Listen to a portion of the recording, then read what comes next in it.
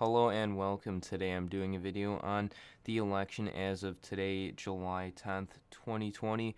We're 4 months away from the election, and before we get started, please go subscribe. We're currently at 233 subscribers.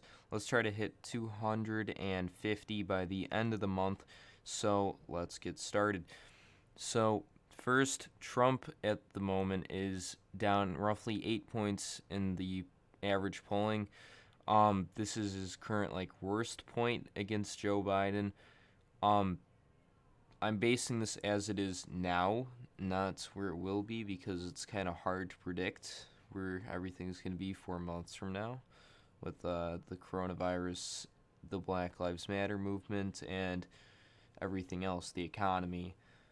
So let's get started. So for safe, Trump states Oklahoma, Kansas, South Dakota, North Dakota, Montana, Wyoming, Idaho, Utah, Nebraska, except the 2nd Congressional District, Louisiana, Arkansas, Missouri, Mississippi, Alabama, Tennessee, Kentucky, Indiana, West Virginia, South Carolina, and Alaska, getting Trump to 125 electoral votes.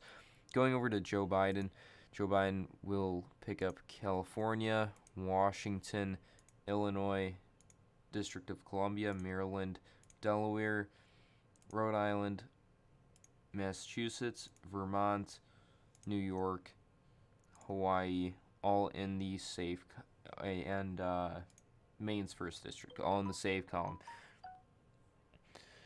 Moving over to Trump's likely states, Texas, I don't really see it going into the lean as it is now. JHK forecast currently has Trump at roughly 5 points there, and I see him more at 6 at the moment.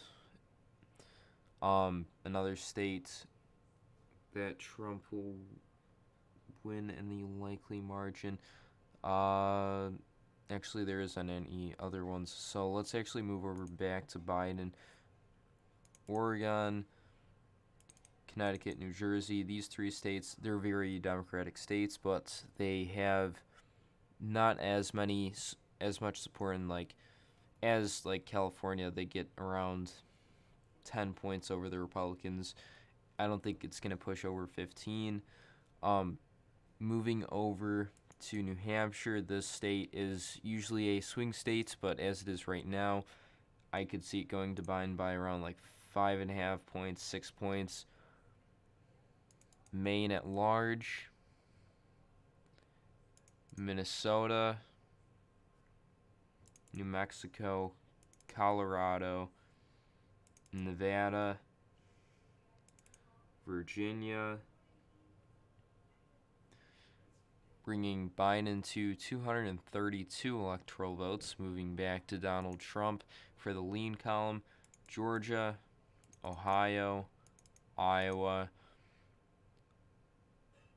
and Maine's 2nd, bringing Trump to 204 electoral votes. Moving over to Biden in his lean states, Michigan, Pennsylvania, Wisconsin, and that is all. Now bring Biden to 278 electoral votes, pushing him over the line. Moving back to Donald Trump. Actually, moving back to Biden first. No, it's Trump. Now for tilt states. I see Trump holding on to North Carolina. Currently, he is a little bit underwater there by 2 points, but I really don't see the state flipping to Biden, especially with registered voters going up for Republicans way faster than Democrats in the state and most districts.